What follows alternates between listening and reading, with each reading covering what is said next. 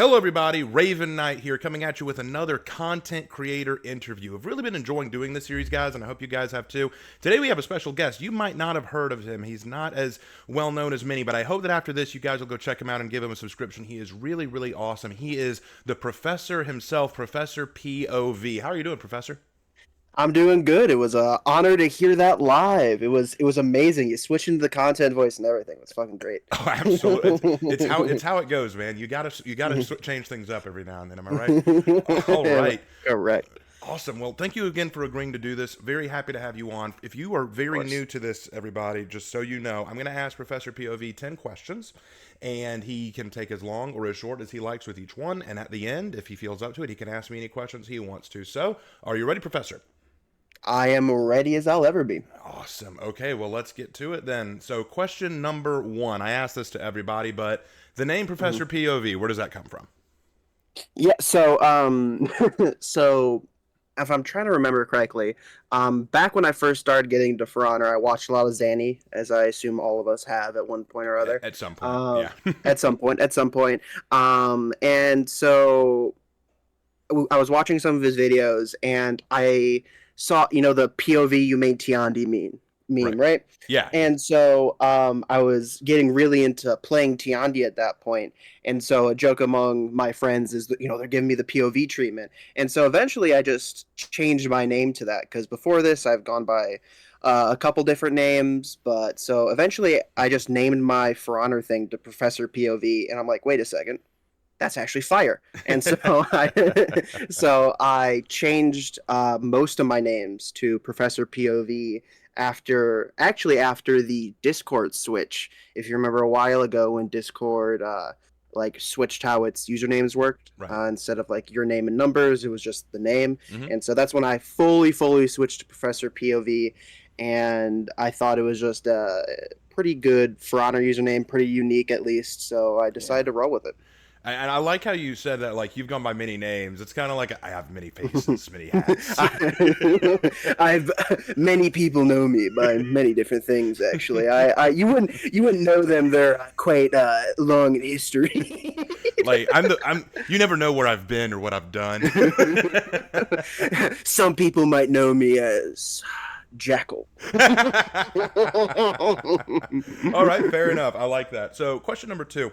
Mhm. What first got you into For Honor, and about when did you start playing it? So I was a very on and off again player. So I first started playing actually when the game came out. Like I loved the trailers and I got into it when it first came out. And I probably played the game for maybe like 10 reps. Okay. I mostly played, I think, Lawbringer back then, and Warden. Because I thought they looked cool and God, I don't know. I was in my young teens at that point, and then later on, I got back in for like maybe half a season, and then finally, when I truly came back after seeing, I don't remember what got me into it. Actually, I think I remember.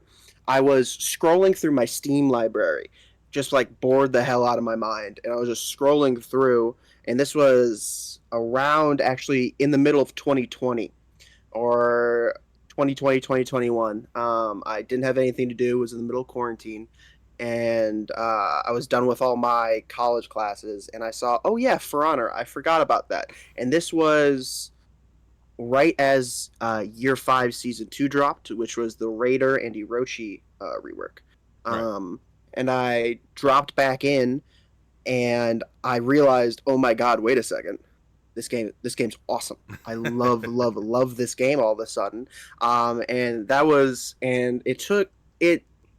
It's very interesting because when people see at least how I talk about the game and how I do like how like much I know about the game. This was not knowledge that I started with or that I started wanting to know.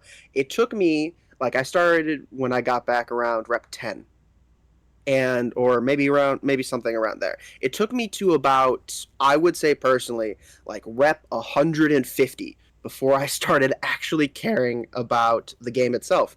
And when I started like get to like know more intricacies about the game, and I started looking up more knowledge through YouTubers, through the info hub, through things like that, I started to realize how much I love deep diving into games and how much I loved the intricacies of it. And as I started to love the intricacies of it, I started to get my friends into it, and that's when I started teaching my friends how to play the game too. So it was a very I had a very on and off start, but ever since year 5, season 2, I have not stopped playing.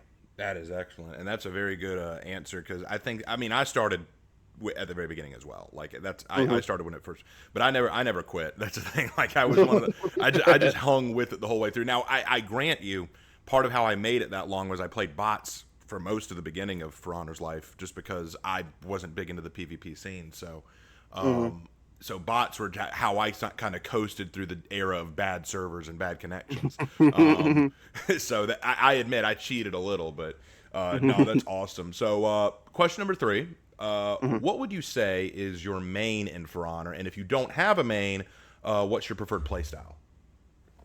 um, yeah, I'm gonna say the Kyoshin's a little bit of the face of the brand, I would say. Mm-hmm. But as much as I hold, if I had to pick one, I would say Kyoshin or Sohei.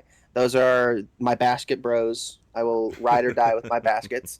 And but I would say I don't too much have a main, just because I think that kind of me personally, I think it puts me within a box, and I'm obligated to play it, right? Because I like to think about it as phases. You know, I had a phase of a couple characters, but I would say my preferred play style is full block heroes. There is something I will. I'm gonna get crucified for it, but I'll defend it to the dead. I love playing Varangian. I Mm. love playing Varangian Guard. She is so unbelievably fun. I love playing Armusha, Kyoshin, literally any full block hero except for. No, I have fun playing Warlord. I hate fighting a Warlord, but I even have fun playing a Warlord just because it's a more like I don't know. There's something so satisfying about holding down on the right stick. There's just something about just clicking down, and then I hear the pop of the full guard, and I'm transported into a better place. I love playing full black heroes just because it's I don't know, maybe it's the safety within a team fight, or because my preferred play style in general is anti ganking. That's where mostly like I'm good at team fights, I'm good at ones, but I'm really good at stalling. And when I'm stalling for so long, the safety that a full block gives you is pretty unparalleled. And so when I've learned over the years to get better and better at stalling, especially because I played a lot of Black Prior when I first started out, the safety that comes from playing a Black Prior, a Kyoshin, a Varangian that you get from that full block of calling someone out and being like, no, it's still my turn to attack. It's still actually you don't get to attack. It's still my turn, and it's just it provides a different experience from the normal game because suddenly your defensive options aren't limited to dodge attack, aren't limited to parry, aren't limited to even crushing counters. You have a third option that covers your bases. It's kind of like a deflect, but I prefer a full block hero personally. Full block just provides a better safety than a deflect because the biggest weakness of a deflect is hyper armor. Um, Yep. unless you're Mm-hmm. playing Orochi, in which case you don't. It doesn't matter. It don't. You're playing Orochi anyway. It doesn't matter what you do. Exactly. You're dead anyway. Okay, that's fair, and I like that. I like that answer because I'm kind of the same way. Everyone asks me who my main is, and I'm kind of like, if you're asking me who I have the most reps on, it's Warden. But like, Yes. I can't say Warden is my main because I play everyone. Hmm. But okay, Exactly. moving on to question number 4. What inspired you to start making content about For Honor on a YouTube channel, and what gave you the drive? I actually have to think about that for a second. Because the reason I started making videos was because, as I alluded to a little bit beforehand, was because I love teaching. Hmm. And going into the history of why I have started teaching was actually goes back to college a little bit, because I was um, trying to think about it, but I was doing. If I don't know if you've heard of it, have you heard of 211, the phone line? Um, mm-mm, no. Okay, so much like 911, 211 is a government service provided to help people to find like free social aid. And because I got it notified through because I majored in psychology in college. I got an email saying 211's looking for volunteers. I'm like, you know what? That would be a great thing to put on a resume, and that would be great experience because I'm actually talking with people. I'm not giving therapy advice because I'm not qualified to, and even after I've graduated, I'm still not qualified to. It provides an experience of where I can talk and help people without having to know how to do therapy. So I signed up, and I did my course training. I stayed with, and then half a year later, when training was going to start again, they asked me to train the new class of 211 people, and I'm like, "Are you sure? I haven't been here that long." And they're like, "Yeah, we want you." I'm like, "Okay, I guess so." And then I started teaching and training people, and it that started spark the love of teaching because it's fun to pass down knowledge, as I'm sure you know. It's fun to Yeah. teach people. Oh yeah, definitely. It's it's fun to see them take in knowledge that you give them and grow and learn from it. And it's much like it's a back and forth too, that a lot of people who are just people who don't teach, like, it's hard to realize sometimes. It's You have to play such a very interesting like back and forth with students because you want to like give them the information in a way, but you don't want to overcrowd them. So you give, enough information so that when they ask questions, you can elaborate upon further. And it's just it's a very interesting back and forth. So my first video was actually not even a teaching video. It was a random person I found that was being super egotistical. And then over time, I realized that I can actually teach people how to play the game. And I liked that so much more because I started doing gameplay videos. And then as I was doing those, I'm like, man, I don't like this. I don't like pure gameplay videos. I don't like making those. And so I started to I did a For Honor 101 guide. I did a Varangian Guard guide. I did like a How Not to Rage at Games guide. And then I released my big chungus of a Fira guide, which was still my most viewed video today. But it's so the kind of passion and drive I get from making videos is less seeing the view number go up and more if one person can learn something from my videos, I've done my job correctly. That's a good attitude to take, and it's definitely the Mm-hmm. attitude of a teacher. So that is actually an excellent Mm-hmm. answer, because Mm-hmm. and there is something. A lot of people who don't teach or don't desire to teach don't understand that passion for just Mm-hmm. sharing information and seeing other people grow in that. If you've been a teacher, you know what that's like. But no, dude, Mm-hmm. that's excellent, and I totally get that. I totally 100% get that. Hence why you are the professor. Okay, so question number 5. So you brought this up earlier, so I'll go ahead and hone in on it. Mm-hmm. The basket boy thing. Your avatar is Yes. wearing a basket on your head and wrapped in a blanket that looks like a kotatsu. What's the reason for Yes. that design, man? So it came from two different sources. Okay. The basket came from me imitating Zanny putting a basket on his head for Kyoshin. That's where it started from. I stole that joke. That is Gotcha. the basket is a stolen idea, and I'll be the first one to say it. I took it from Zanny, Fair enough. but it started off, funnily enough, as emotes within my own personal just like friend server of me wearing that basket, and eventually people just started calling me the Basket Man. And over time, I'm like, you know what, this is fun. I like doing this. My friends have like drawn a couple things of me as not me as the Basket Man, but of my Kyoshin.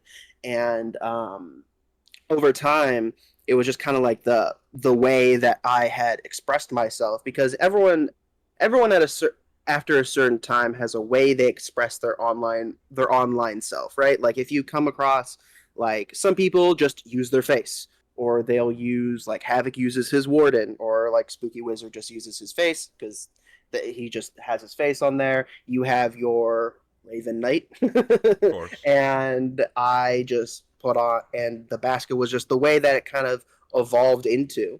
And then the blankets was actually from Hens, the DVD guy. Yes, I do.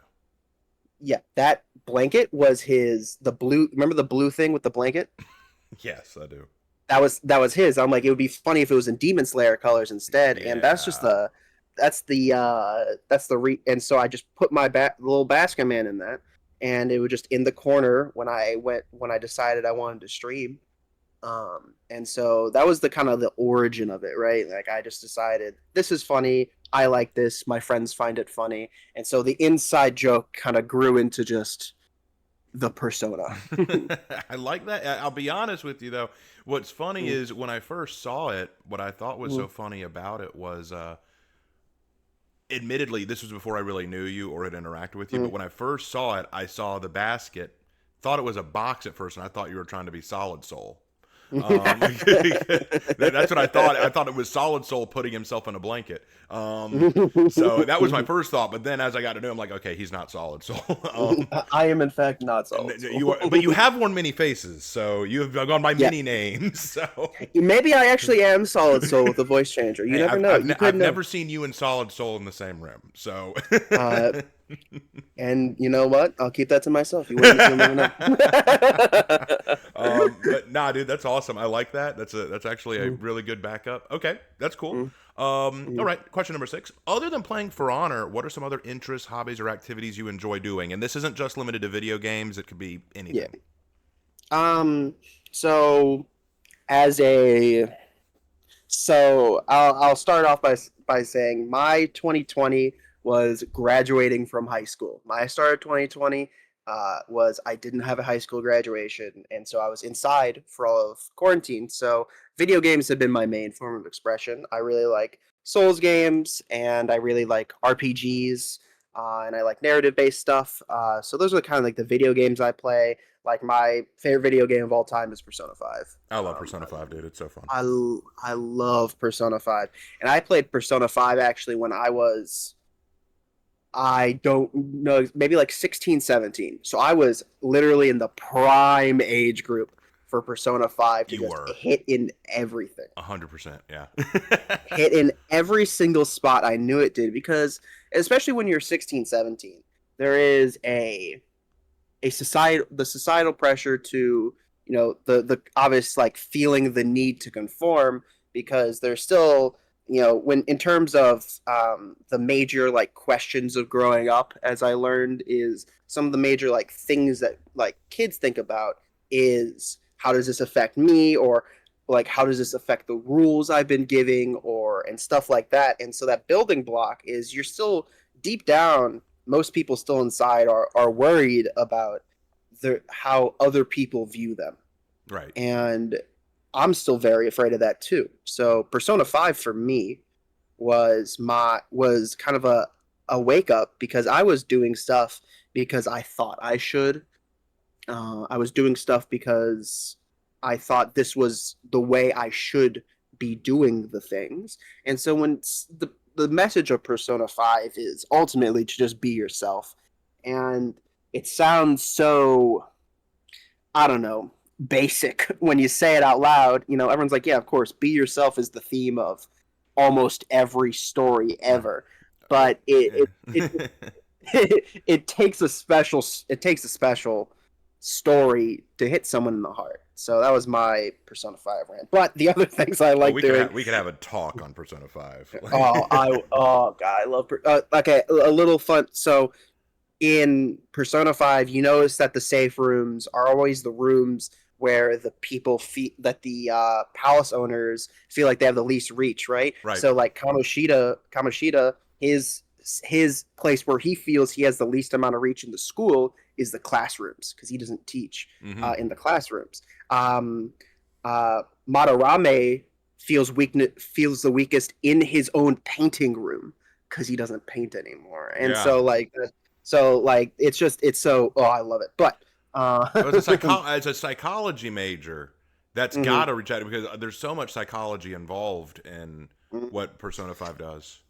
Exactly. Even the name is goes back to, I believe, Carl Jung, There's a and lot his of idea. Jungianism. There's a lot of Oh, Jungianism in the game. There's yes, so much. especially with the Royal third semester guy, who I won't say in case anyone hasn't played it.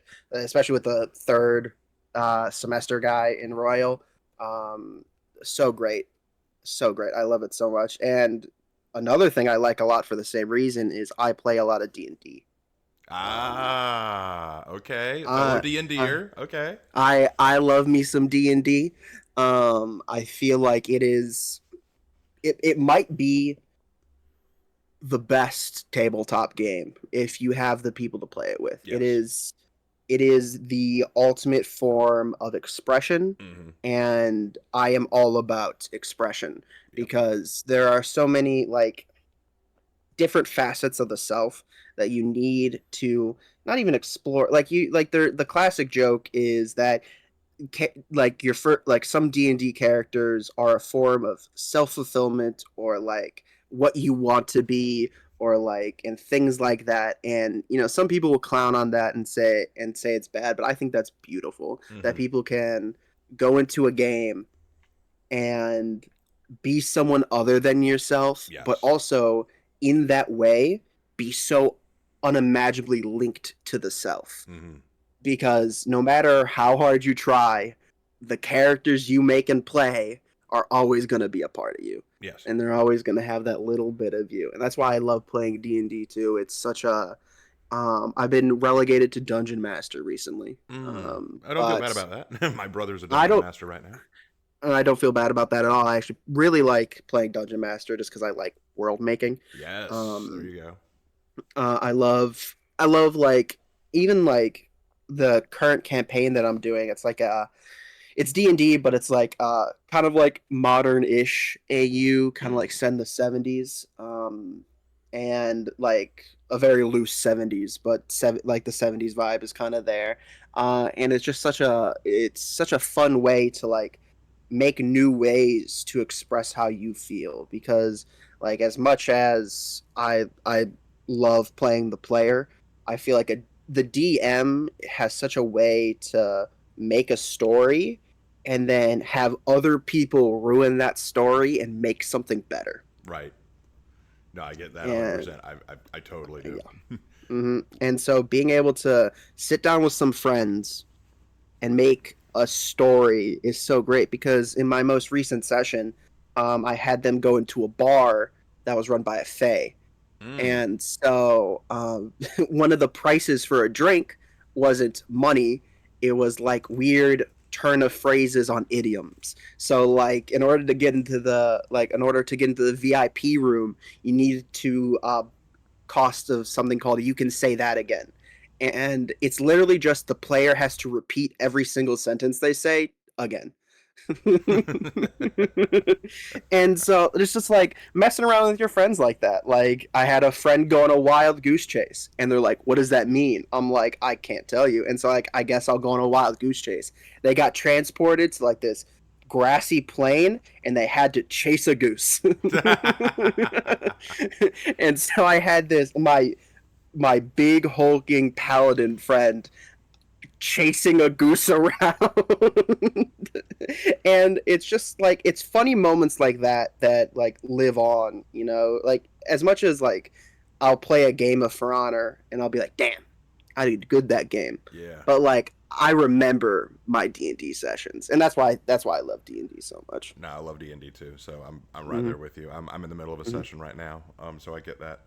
Oh Um, hell yeah. well, I'll go ahead to the next question. Mm-hmm, Number 7. What has kept you? Well, you kind of answered this, so I'll rephrase the question to make it a little mm-hmm, bit different. You've talked about why you make your content and the way you do, mm-hmm. but what has been the most rewarding thing about doing YouTube content? Because it can't always be easy. So what would you say is the most No. rewarding part of it? um hmm.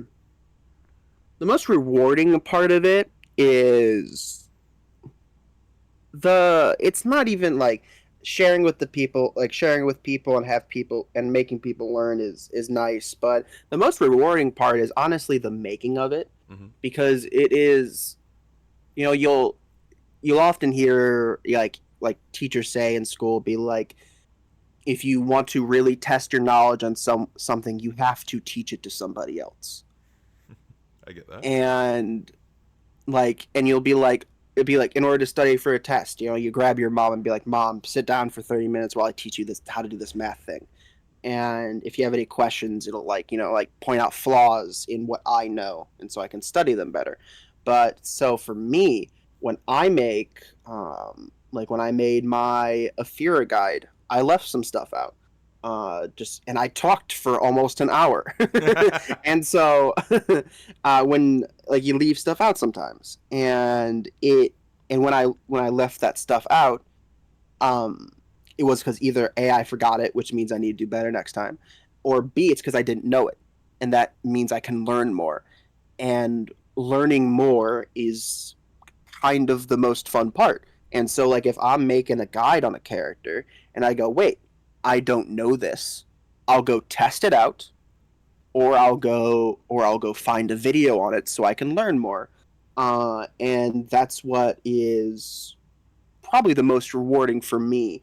Like when I made my most recent video on how to have more fun in the game, I used I gathered studies from because I'm still allowed access to my school's library, uh, so don't need to pay $40 for a study to read it.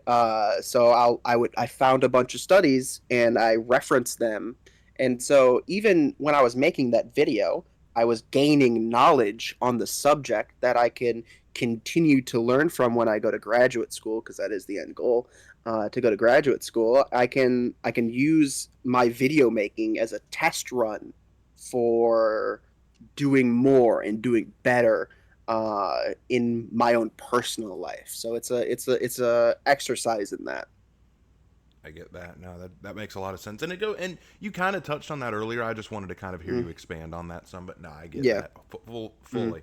So, question mm. number 8. You said that you have a degree in psychology. What made you choose that course of study, and what is it you ultimately want to do with it? Hmm. So end goal is what I'll start with. End goal is to, at the current moment, I'm looking to getting into a master's program, and it's to become a therapist. That is the end Nice. goal. Okay. Yes. Hmm. Um, I try doing psych studies is rough. Oh my God, I don't know how those people do that. I do not know how those people do that. God Nah. bless them. They make the field possible. I love them. Yeah. But for me personally, it was a my mom's a therapist herself, and she is easily my biggest personal role model. She is amazing. I love her, and so having such a strong influence from my mom, and I was it's it's gonna sound it's gonna sound cliche, but there's just nothing else I can think of to do. Like it's just like my mom shares the same sentiment with me. Like when I've talked to her about it, and like people ask, "Oh, why psychology?" And like I was talking to my mom about it because I can never like put into words, and she just goes, "Yeah, there's just nothing else. Like there's not a single thing I can think of that I would have more interest in doing." And at the end of the day, a job is about what you're interested in doing. And some people do a job because they have to. And I get that. Like, some jobs are there because you need to make the money in the moment. And I'm luckily from a position to where I don't have to do that too much. Like I love cooking. I love making food. That's one of my biggest passions in life that I forgot to talk about earlier. No, you're good. I'm saying it now. Let's go. It doesn't. I love cooking. I love making food, and I worked in food service. I've worked there's a family-owned restaurant, literally a 2-minute drive from my place, down the street. I've worked there ever since I was 16. And it's the only job I've had because I'm able to come home from college breaks and do the job during that time. I did it while quarantine was happening. And so I've worked a lot of food service, and I've gotten obviously good at it. And as much as I love cooking, I cannot go back. I cannot do that forever. Right. I get that. I know, yeah, I know that you worked in a couple food service jobs, Yeah, and 3 of them. like it's a different experience because like it's such a it's not even it's such a drain because people It make fun of like is. it's like chefs are the only people in the world who complain about getting a tip like having to do your job. And it's like, Yes. well, while that is true, have you ever gotten a ticket for 4 large pizzas after when you close in 5 minutes? No, dude, that's the like we're closing down, we're shutting everything down. Party of 9 walks in, right as we're I'll about to lock kill the you. door, and the manager says, "Come on in, come on in." I go, "No, no." No, I'll kill you. I'll kill you. I will kill all of you. And so, and like, as much as I love cooking, people be like, "Oh, you love cooking so much, and you're so good at it. Why not, do cooking?" And it's just like, I could never, I could never be in a restaurant industry for a living because the people that I know who work in a restaurant industry are drugged up for one. Mhm. Uh, No, no, and agreed. oh, yeah, I've walked into the to one of the coolers at work, and I just see someone doing a line, and I go, I'm gonna close this door, and I'll do something else for a little bit. Actually, side note on that tangent, that was actually a selling point for my old manager. Like I met my manager once told me, he said, like when I told him, hey, I'm going to be moving, I can't work here anymore. He said, I hate to see you go because you're one of the only employees I have who I know won't come in drunk or high as balls or like just I know you won't be that. So like, I know exactly what you mean. yeah. Because like I'll go, what is it? I will like I don't do that. I personally the only thing I do is drink, but definitely not before work. Of course, But yeah. just because I mean, not even for a face, is just I don't do that stuff. Yeah. And it's just so funny because I'll be working. I'll look over because I work in front, like I do a couple different things, but I mostly do the pizzas. Mhm. And I'll like look over at one of my managers, and he'll just like I'll just see him have a empty can of whipped cream and just and I'm just like, why are you doing and he's just doing a whippet, and no one gives a shit. And it's like it's such a non-healthy industry to be in for the rest of your life. It does drain you. It really does drain you. Like y'all It listening, really y'all have does. no idea. Like you can do it for my old boss used to tell me a lot of people who dedicate themselves to the food and beverage industry went into it wanting to dedicate themselves. For everyone else, it is you go into it for a while and then you move on. You know, you just can't stay with it. It's so, and even the people who like really, really, really want to get into it are the people who like go to culinary school and like make their own restaurant. Exactly. And um and so a bunch of the people that you see working there sometimes are the people who just need the job at the moment. Right. And so seeing all of that is kind of what I'm sure it's obvious. It's different in every place, but also the same in every place. But for me personally,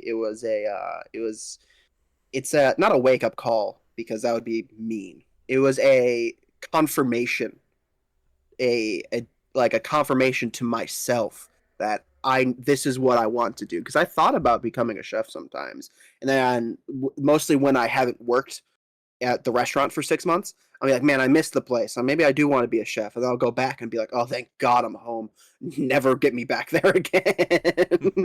I get that. And so like the end goal has pretty much always just been psychology, Right. because there is nothing that has interested me more. And I've always been I'm a lot like my mom. If Mhm. you imagine talking to me, it would be very similar talking to my mom. We are very kindred in personality, and but obviously still very different. Well, I mean, she would But probably sound more feminine. I'm just guessing. yeah, I'm telling you, we are doppelgangers of voice. I go by many names, and apparently one of them is mom. Okay, you say that true story when teaching, Yeah. especially when I taught like younger students, like when I'm talking like Mhm. middle school or elementary school age. Kids just walk up and it's an instinct. They just go, "Mom," because whenever they want to ask Mhm. for something, it's mom. So I'm sitting there at the table. They're supposed to be doing their assignment. They walk up, "Mom, can I go to the bathroom?" I'm like, now I know that I'm a lovely individual, but I'm now not. I now I do know that I can often slip into a good feminine voice, but I I know I if can you get. call me if I good Lord, do I have the vapors from you calling me mother? Uh, Just, now it's whew, like I can't do a female voice like I used to. Like when I was a kid, I could, but I can't now. Yeah, but I mean, honestly, I take that as a compliment. If a kid came up to me and called me mom, I'd be like, Aw, they like me. Yeah, they've got to respect you to call you that. So yeah, it's Exactly, I never exactly. got mad at them. I was just always like, you now okay, think a minute. Let's uh, let's rewind a couple of seconds. Okay, good. Yeah, you can there go. you go. um, and but yeah, it's like it it just always comes, as I said before. It's just the idea of being anything else for the rest of my life just doesn't compute. Right, I get that 100%. Mm-hmm. All right, well, we're moving on to the last two questions. And these are Right? questions that I've asked every person that I've interviewed. So here we go. Mm-hmm. Where would you like to see For Honor go in the future, and what would you like to see For Honor achieve or accomplish? That Hmm. is question number 9. Ooh, that's a good question, actually. Um. Well, when I think about the way I want For Honor to go, is I've it's hard to say because the way that it's going right now, I'm pretty mostly okay with Right. because we've moved away from more like we're moving into unreactable offense, which I like. We're moving into more incremental nerfs rather than the murder of the kit, which Yeah. they used to do. Yes. We're moving into we're kind of moving into more of a later stage of the game. And as I said, I like the way that it's going, but I feel like health wise, in order for the game to, I would say, continue growing, is I know, like, I think Ubisoft is playing with the idea because I think Siege, if I remember correctly, is also going free to play. I've heard that. I don't know if that's true, but I've Hmm. heard that. I've heard that around town. I've heard the rumors, if you would, but the reason that For Honor is so great outside of itself is also because like anything can be bought with in-game like currency. You Right. can buy anything with steel. And so nothing needs to be, pay to win. And so if I did see them go in the direction of free to play, I wouldn't want obviously pay to win. I buy every hero. That's just because I'm lazy, but and I don't want to farm for that steel. But like, if I wanted to see them go in a direction, I want to see them go in a direction of more opening up the game. Like the new whatchamacallit tutorial is pretty good. I would like more because as much as the tutorial teaches you, there's so much that they don't. Like they don't even teach you the correct punishes on a parry if it's a heavy or light parry. Um, and that's like rule number one. Yeah. No, and it is. It really is. and so to see, I would say I'd want to see the game go in a more beginner friendly direction, not necessarily in gameplay, but in the way that things are marketed and done. Because imagine trying to explain to a new player how to play Katoon. Right. There's no way you could easily explain that. There's no way you can easily do that. Like how do I explain to my friend what a soft feint is on Raider or what a soft feint is on PK? And you have to like step back and teach them and that's also what I like doing a lot with teaching as well is to take a step back because when I talk about the game a lot of the time, I talk within the know because I am in the know because I know about the game, but other people don't. And so when I'm teaching, the what I always want to do is take as far as a step back as I physically can into someone else's shoes and tell them about it. And so when I see what the game is going into, and it's always hard to get into a game that's been going on so long, but in order to, because realistically you need as many players as we can. So I would love to see a more open to information and beginner friendly approach to what's going on. Again, not in characters, but in teaching. Agreed. No, I can get that. And I Mm, think that's a much more direct answer because most people who answer, and I'm not going to spoil entirely what mm, everyone said, but I will say this: in most of the most of the content creators who I've asked this question to usually say Mm-hmm. the same things. They usually say something along the lines of, "Oh, I want to see a For Honor 2. I want to see a rework of the game. I want to see Mm-hmm. a rebalance of certain heroes." But just saying, "I want a more beginner friendly aspect of the game," I think that is an excellent point, and I think it's one that will keep the game healthy, whether they keep going with what they have or whether they do a For Honor 2 or a rework. Like Mm-hmm. we just need to make it easier for new people to come in. So I agree with that wholeheartedly. Which Mm-hmm. brings us to the last question. And you touched on this a little bit, but Mm-hmm. as you are the professor, what Mm-hmm. advice would you give to someone who is just starting the game now? And second question to that, let's say that Mm-hmm. you met someone who wanted to become a content creator. What advice would you give them? Mm-hmm. So I would say, for me personally, if I was to teach somebody who's just getting into the game, uh, first things first for getting into the game is do the tutorial. And then after you do the tutorial, do not play the story. Because as much as I love the story and I think it's actually really fun, it does probably the worst job at teaching you the game because it's not updated on movesets. Okay. So don't play the story. After you do the tutorial fully through, go to hero tactics because hero tactics are actually what like tells you what button to press fighting game style. It tells you what button to press. So go to hero tactics, find a hero you like. Don't look up tier lists. Don't look up tier lists about who you think is good because at the level of someone who is like truly, truly new to the game, your tier lists don't mean anything. Any character can beat anything when you're starting out, so it does not matter which character you pick. Pick who you would want to play and who you would like. Um, and so after you find a character that you like the aesthetic, you like the vibe, or like you like the supposed play style. After you pick that, you, as I said, go into hero tactics, and after hero tactics, do games against bots. And as you do games against bots, you start working up the courage to actually go into in once you like learn how to not fumble buttons and like really do what you want to do, then you go into PvP. And it and you're going to learn over time because this is it's still a fighting game. Like you're not going to learn Street Fighter right after you pick it up because that's impossible. It's same thing with For Honor. And so when you're going into the game, you have to change your mindset. And I talk about this a lot. Uh, you have to change your mindset to something of an attainable goal. And what's in an obtainable goal is something that you can know that you yourself can do.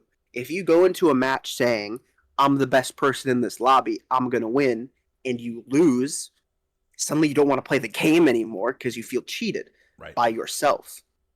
And so, an obtainable goal is when I load into this game, I'm going to learn something about any character because there's a lot of characters in For Honor.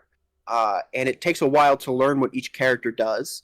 And even though like every character has a dodge attack, not every character has a dodge attack on the same timing. Not every character has a same kind of dodge attack. Some dodge attacks come from different sides. Some are undodgeable, some are enhanced, some aren't.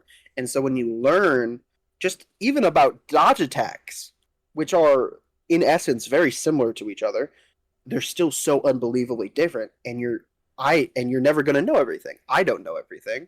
And so when I go into a game and I learn something new, I'm not, oh, what's that? That's bullshit. I didn't know you could do that. You go, that's really cool. I didn't know you can do that. It's a change of framework that you need to step into the game with because knowing that you're not going to know everything frees you of the burden of winning. Like it's you don't have to, it's like the I'm forgetting the name of it. You know the thing where it's like the people who know the little are the most confident. Yes. I've It's heard like that that. saying. Yeah. Yeah, yeah. Which is true. Like the graph is it goes up then down, as your knowledge and confidence go in all different places. Um, and so that's why you'll meet a lot of egotistical people in the game who are bad Yes. because uh, because they think they know a lot about the game when they don't. And when you abandon the ego and embrace the fact that losing is going to happen and that you're going to continue to lose. I lose games, everybody loses games. It's okay that you lose games. What is important is how what you switch the idea of losing to. Like if you're getting absolutely demolished in a Dominion game, but you pull off like a sick anti-gank, suddenly the losing screen doesn't mean as much to you anymore, right? Suddenly Right. the losing screen is a sidebar to what you did was good. And so the loss screen doesn't hurt you. It is your monitor saying lose. What you did is your own input. And when you embrace that your own input is what you can control and what you need to focus on. Because if you focus on what you can't control, you're going to get anxious. You're going to get mad. You're going to get depressed. You're going to be not yourself. So when you let go of the illusion of control, you're going to suddenly start enjoying the game a lot more. So instead of worrying about, the idea of getting really, really good really, really fast, you're going to know I'm going to get good when I get good, and I have the drive to get better, and I will keep doing that. Suddenly, it's not about the windscreen anymore. Suddenly, it's about, man, I did really good that game. I should feel proud of myself. Absolutely. And that is a very good Mm-hmm. mindset to have. Yep. And I could say the same exact thing for people start doing content creation. It's you're not going to get the big numbers. I don't have the big numbers, and I don't really care about that too much No. because I enjoy the process of the videos rather than the videos themselves. I enjoy the aspect of teaching rather than seeing how many likes I got on the video. And if you have a true passion for content creation and don't want to do it just to do it, it won't matter if you don't see the results you want because the results you want already happened. You uploaded the video. The results are over. That's what you wanted to do. You did the video. That was what was good about it. And Exactly. so suddenly, at the end of it all, you can, the tunnel vision that a lot of people have goes away and you see the full picture. And the full picture is that, again, the end result screen doesn't matter. As much as I look at a video like that I published and I go, not doing numbers, I go, that kind of sucks. But I don't care because the video was fun to make. I like that. No, that's a fair answer, and I Mm-hmm. think what you said was inspirational in its own way because Mm-hmm. it's not just it wasn't just advice on how to get better. It's advice on how to look at the game, which I mean I would expect that from a psychologist. Just don't Mm-hmm. look at it in terms of, and I like that. No, it's good, and look at that in terms of a lot of things, not just for honor, but just in a lot of things in Mm-hmm. life. It's not about winning and losing. Sometimes it's about realizing where you can go and what you can improve on and just treating the wins and losses as opportunities to learn. Like I've said before, I can lose a game of For Honor. What upsets me is when I know that I didn't do well. I know that I Mm-hmm. did not play well. Even if we win, but I was carried by the team and I did awful, I still feel bad because, man, I should have done a lot better. I could have Mm-hmm. done this better. I could have played this a lot better. And so that's where I sit on that. But I totally get that, and I love what you said. And this has been one of the most fun content creator interviews that I've had. Of Thank you so much for all that. These were excellent course, of questions. course. And again, guys, Mm-hmm. before we move on to the questions he might or might not have for me, check out the description down below. I will leave a link to his channel down there for you to go check out. Please go give him a sub, go follow him because he's got some really good videos. Mm-hmm. And though I only really got to interact with you maybe a couple months ago, I think it all started with the whole Slandy incident. But Yes. that was when we really started talking more. But wish that Mm-hmm. I'd found him a lot sooner than that because because Professor POV is awesome to get to know. But Mm-hmm. with that all out of the way, I have asked all of my questions. I leave the floor open to you if you have any. Yeah, sure.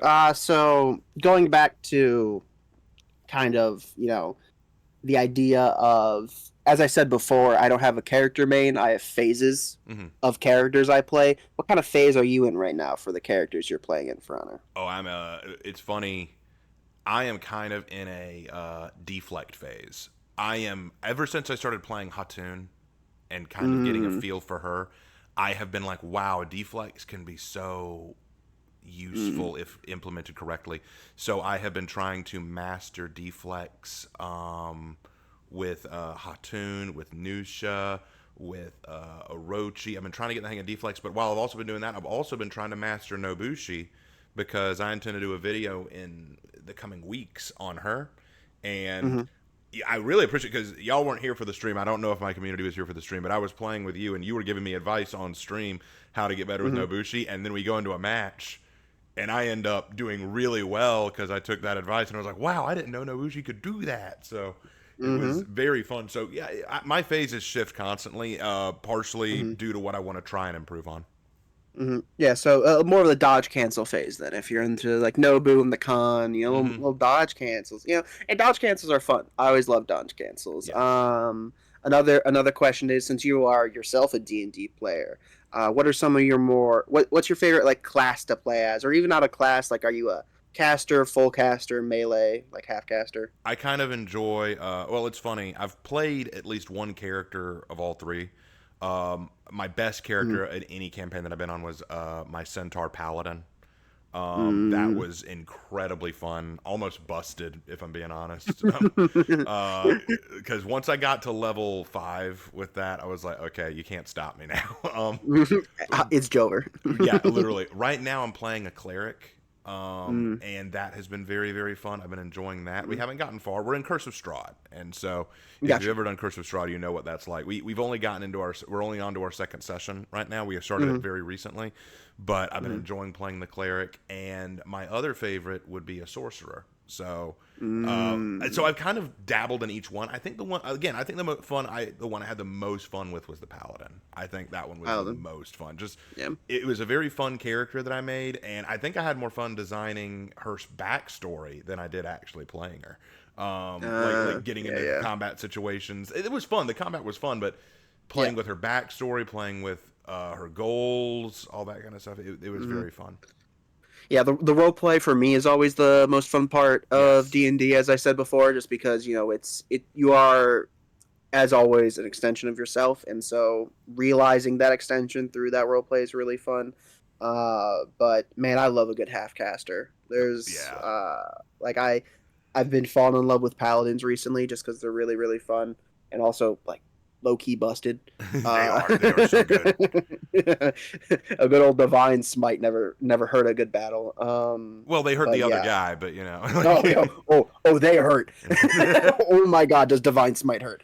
Um, I want to try. I want to try a druid sometime. I've always wanted to try a druid. So mhm, next campaign I do, I might do that. mhm, yeah. Druids are interesting. Are you gonna go into more of the polymorph druid? Do you know, or are you thinking more of a kind of like, or something else kind of druid? I don't know. I haven't decided. I mean, I like the idea of doing Circle of the Moon kind of polymorph thing where you Mm-hmm. transform into animals. I think that's kind of neat. But at the same time, thinking about all the nature spells you could do, Mm-hmm. it's That's kind of a sick. toss up because both sound fun.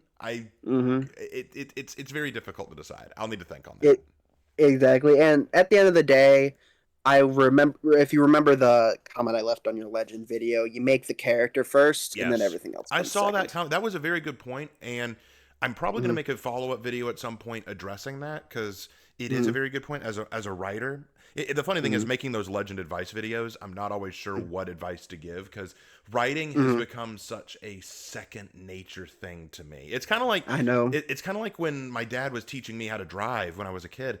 Dad admitted, he said, "Bear with me, son, because I'm so used to doing this. It's a second nature thing to me. And there are going to be things that I forget to mention because I just think about it naturally. So when people say stuff like, how do you get inspiration for this? How do you write a character to do this? How do you write a scene for this? I'm kind of like, just do it. Because I don't think about the Yep. process, but then I have to stop and slow down and say, okay, what process works best? And your comment pointed out, also think about this. And I was like, ah, good point. I didn't even, Mm-hmm. I didn't even think to Yep. mention it. So, Exactly. It's like it when you're making something, especially a story. Hmm. especially with like D&D and stuff like that.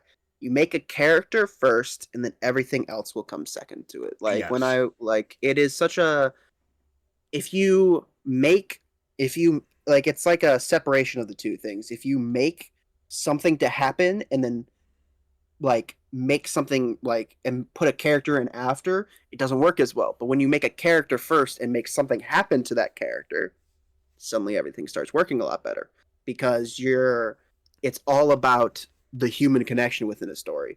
Because shocker, the psychology major is going to talk about psychology. But when you're talking about like a like a person and why they do things, you can't you can't say they do a thing and then be like, well, they could do it because of this. You have like the thing happen to them, and then why do they do that thing after that happens? It's like a push and play between the character and the narrative, because the character and the narrative aren't always going to like each other, and when they don't like each other, it creates a very interesting dynamic. Like if a character, if like one of your players in D&D is begrudgingly going on a quest, suddenly the quest changes if everyone likes it or not. So you put a character in a situation, not a situation in a character. Well, it's with D&D definitely, because here's Yes. the funny thing about D&D is, let's say that, like, the thing is, when my brother, he's the DM for us, for me and my group, when he was setting up Curse of Strahd, the Mm-hmm. two other people doing this besides me have never done Curse of Strahd. In fact, this is their second time doing D&D. So Mm-hmm. they don't know anything about Curse of Strahd. But they wanted to make their own characters, and my brother did not tell them a damn thing about Curse of Strahd. He didn't say, I'll be prepared because Curse of Strahd is going to involve this. They just made whatever characters Mm-hmm. they wanted, and no one stopped them. No one said, hey, because we're going to be in this world and storyline, you may want to make characters that are like this. And that goes Mm-hmm. into kind of your point there. The character matters almost more than the story. But I would Mm-hmm. preface that because outside of D&D, in the terms of writing a Yeah. narrative, I would call it a scaffolded writing system. And what I mean by that is this: you can make the character first, but the Mm-hmm. world is going to become an obstacle or battleground for that character. If you're telling the story of, say, if since I write for Honor Legends, let's say you're writing a Mm-hmm. warden, Mm-hmm. you can write the warden however you want to, but how is the world going to get in their way? How is the world Yep. and the conflict going to get in their way, and what are they going to do to deal with it? How is your character going to react, interact, and be proactive in their development and journey? And Mm-hmm. that does require an understanding of the story. The one piece of advice I would always give to any writer, because I hear people Mm-hmm. all the time trying to go with what kind of theme or what kind of messaging can I do? And I'm like, "No, forget that shit. Leave that Yeah. aside. Because if your first priority is a message or a theme, it's going to ruin the story. And 9 times out of 10, it's going to Exactly. ruin the story because you haven't made. Because you see this all the time in like even modern day movies and TV shows. Mm-hmm. You can see the writer's agenda written in the script rather than a character engaging in a story. And Mm-hmm. so when it comes to character writing, you're exactly right. Character should matter first and foremost. Mm-hmm. Otherwise, your viewer or listener is not going to care because they It have to won't. care about the character first. Exactly. It's like if I throw when you think like if you think about like for lack of a better analogy, if you think about old stick fighting animations, right? Mm-hmm. You think about those kind of old stick fight animations, you can have waves of just nameless goons, thrown at your character or whatever, and they do the cool stuff and they win, right? Mm-hmm. But you don't care about that nameless goon. But if you make that nameless goon a character that suddenly the attachment starts to form. It's like, the old joke is, what's your favorite character in the story? It's, that one random side character that only appeared for one chapter. Uh, Yeah. and it's because they gave like a wacky character trait to it, because you've personalized the side character instead of it being just some random face in a town. And when maybe it's the psychology background again coming into play, but when I think of a story, I think of what has happened in the life to make someone act like this, and why are they acting like this? Because if I'm reading something, or if I'm reading like a legend, or if I'm reading someone's even like character background, I go and like they say, oh, they're a mercenary. Why are they a mercenary? What happened Exactly. in their life The to make question of them a why. It's mercenary? the question of why. Exactly. exactly. And it's so important because when you don't engage with that, you're not engaging with yourself either because if I'm talking to somebody and they say something or they act a certain way, it's you have to be like, well, they are acting like that for a reason Mm, because the people in your real life are 3D characters. They're not faces on walls. They have their own things that have happened in their life outside of themselves. they are And developed, so yeah. what exactly. And so to give your characters the best development is to make them developed. It's cyclical in a way, which is funny, but if you put yourself into the shoes of the character and you would be like, if I had everything that I put my poor character through, how would I act? Right. Like how would I do things? And so suddenly it's not about, again, like if you were to, like, let's say you wanted to have the theme of love is the best power of all or whatever, right? um Friendship. The power of Friendship. friendship. Exactly. Friendship is the strongest magic. No, it's chronomancy. It's chronomancy. I love Dimension 20, but and it's chronomancy. But when you, like, if that's the theme you want to go for, make characters who need to learn the theme. You know what I mean? Like, if your character grew up in a home where they could never have friends, and they grew up living a life where they fully believe they don't need friends, and they're doing well for themselves even, and suddenly they have to come across an obstacle to make them need friends, it's that feels organic. But if you just have a character that's like happy go lucky, like a kid show for example, and a kid show doesn't need to be fully fleshed out, but like a kid show, like as an adult you're watching a kid show, it's like at the end they're like, maybe friendship is the best thing, and it's like, you already had friends, why Yeah. didn't you know that already? It goes. I hate to draw an anime here, but I think anime Yeah, does this. So exactly. like, it goes back to, like, I use this example from Naruto, and I can't stand Naruto most of the time. But when Naruto is pinned down by pain, Hmm. Naruto starts saying, "You're evil and bad because you killed my friends, you blew up my village." Pain even asks, "What about my friends? What about my village?" Exactly. Like, it's like, Hmm. and he kind of calls out, "You can sit there on your moral soapbox, but you're not the Hmm. only one out there." Like, it asked Naruto to look beyond just the very kindergarten level of friendship. And when I Hmm. talk to people about how to write friendship messages, I use two anime to counter each other. One is Fairy Tale, which I Hmm. think handles friendship in a very kindergarteny level, versus One Yeah. Piece, which I think handles it so much better. Fairy Tale, every fairy tale arc kind of comes down to the same thing. You get a bad guy, they kick butt for a while, then all of a sudden Natsu or whoever it is gets their second wind because friendship, and then wins. I find that Yeah. very weak because it doesn't establish why the friendship is powerful or meaningful. It's just they suddenly realize, "Oh yeah, that's right. I have friends and now that gives me my power to win." One Piece I like better because each character is so developed and you understand why they rely on each other. Luffy makes it Hmm. clear as early as the Arlong arc where he says, Arlong says, "You're useless. What can you do?" And Luffy points out, "You're right. I can't navigate. I can't fight with a sword. I can't shoot a gun. I can't cook. I can't do any of the stuff that my crew can do. Without them, I'd have been lost a long time ago. But the thing I can do is beat you and get rid of that obstacle." And Hmm. because of that, it shows that their dependency on each other relies on them overcoming each other's weak points.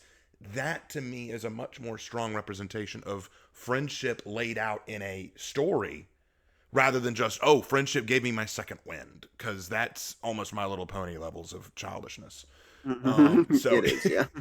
but Reminds me of the OG Soul Eater ending in yes, the oh OG Soul Eater anime yeah, ending. yeah, Oh, that pit! Like I couldn't have been older than 13 when I first saw that, and I go, "This is some absolute bullshit. yes, oh my what is lord. what is this ending? None of this has never been about friendship. What do you mean you can get up because your friends aren't here? It's like they What are you just talking threw. about? It's like they just threw that. And like, I don't know what to do. Quickly throw that in. It would. Throw it in. They'll never know. They'll It's never know. it's like when Naruto constantly says that Sasuke is his best friend. I'm like, what the fuck has he done? He's tried to kill. You know how many times he's tried to kill you? How many times he's tried to kill you, brother? Get a better friend. Like that's your friend, really? Like, okay, I don't want to be You your know, enemy then. yeah, exactly. Like, I don't, if that's what you do to your friends, like, I don't really know what's that going on. It's like some people, it's some people kind of put themselves in toxic secular relationships, especially with friends, Hmm. because a lot of people don't really think about the aspect of having toxic friendships, only really toxic like relationships, Yeah, and yeah, like romantic relationships in particular. But you can have toxic relationships with anybody. Like if your friends are just always constantly shitting on you and you're never giving shit back, that's a bad friendship. I would That's agree not a with that. good Yeah, yeah. that's not a good friendship. So like when it comes down to it, and you know what, it always comes back to reframing, right? Like Yeah. what it always comes back to. And like if I said so, an example I always try to give is, it's flipping the narrative. It's like asking someone in the situation. So like let's say someone has a toxic friendship, um, and you would talk to them and you would say, well, while it's true that they still are like your quote unquote friends, I'm sure you have good times sometimes, because the reality is they would have left if there were no good times by this point. Right. And so like you have to switch, be like, okay, let's say you're talking to me, right? Let's say you let's say I have a toxic friend and they're doing this, and this to me. What would you say to me? You would probably say to get out of there, right? So when you tell me all of that, why would I not tell you to get out of there? And so like you have to like put themselves outside of their own body again, because you have to reframe it in a way that is more like an outside looking in, Right. like because your people are more objective when you have an outside view of a situation, for better or for worse, because they might not have all the information, or they might just like be more blunt about it. Or And because they don't so have a when bias. They may not have a bias in the situation either.